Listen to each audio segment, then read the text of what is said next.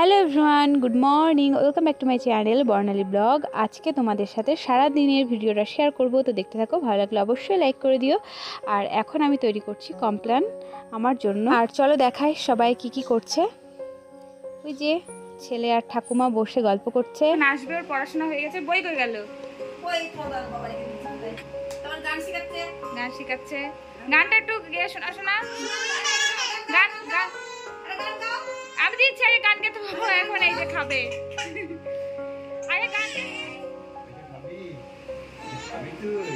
তারপরে এই যে সকালের ব্রেকফাস্ট হচ্ছে আলু সিদ্ধ, ডিম সিদ্ধ আর ভেন্ডি সিদ্ধ। তো আমাদের সবার সকালের খাওয়া দাওয়া হয়ে গেছে। আর এখন শাশুড়ি মা এই যে সোনাকে ঘুম পাড়াচ্ছে, আর বাবা ওইদিকে অ্যালেক্সাকে বলছে বুলবুল পাখি গান চালাতে, কারণ ওনার আবার বুলবুল পাখি গান না চালালে ঘুম আসে না। তো এই যে ঘুমিয়ে পড়েছে দাদা, এই যে কোনায় ঘুমাচ্ছে। তারপর শাশুড়ি মা চলে এসেছে এই যে রান্নার দিকে। মা এখন গজা করছে, আর অনেক রকম রান্না হবে কারণ আমার মা আসবে, তো তার জন্য শাশুড়ি মা বললো আমি রান্না করে দিচ্ছি। মনে হয় কি দান চলে এসেছে। বনিকে একবার একটু আর একবার দেখছি। বনি মুখ উঁচু করো শোনা, একটু তোমাকে একটু দেখায় চাঁদ বদন। ইস মা, তুমি ওকে একে সরাও। বনির বাবা আজকে আসলে বনিকে দেবে। আমি এখন স্নান করে দেবো বনিকে। আমি এদিকে বড় ছেলেকে স্নান করাচ্ছি, আর ওইদিকে দুই বিয়ান মিলে আম খাই হচ্ছে। কোনটা টক আম কোনটা মিষ্টি আম ওই করছে দুজন মিলে। ওইটাকে একটু দিও, উনি আম খাওয়ার ভক্ত। এখন আমি বড় ছেলেকে স্নান করাচ্ছি, আর দেখতেই পাচ্ছো পাঁচিলের উপরে নিয়ে নিয়েছি। না হলে ওকে যদি নিচে স্নান করাতাম ও আমাকে খ্যাক করে ধরতো। ও আমাকে এখন একটুও ভয় পায় না। আর ওকে আমি সেই ছেলে হওয়ার আগে স্নান করিয়েছি, আর এই যে স্নান করাচ্ছি। আজকেও স্নান করাতাম না, কিন্তু ওর বাবার আসতে একটু দেরি হয়ে যাবে। আর ও তো দেখতেই পারলে বাগানে গিয়ে কালি চুলে মেখে একসা করেছে, তো ওই তুলতে অনেকক্ষণ লাগবে।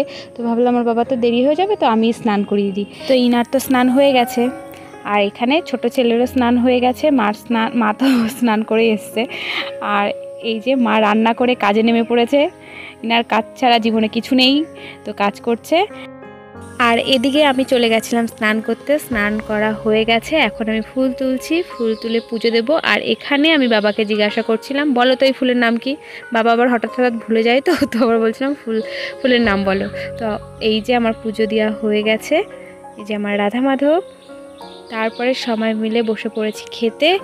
আর আজকে রান্না হয়েছে ভেন্ডি রসুন, উচ্ছে আলু ভাজা, খাসির মাংস, ডাল, দই কাতলা, আর একটা কি তরকারি হয়েছে কিন্তু ওটার নাম জানি না। এরপরে খাওয়া দাওয়া করে চলে এসেছি। এই যে কতগুলো গজা এই যে বেলে রেখে দিয়েছিলাম, কিন্তু ভাজা হয়নি। তো এখন আমি আর মা মিলে ভাজছি। আমাদের ফুলকুমার ম্যাঙ্গো খাবা? ম্যাঙ্গো খাবে না, তার জন্যই বললাম। তো বাবা খাবে, তুই খাই। আর তুমি একটা নাও বাবা।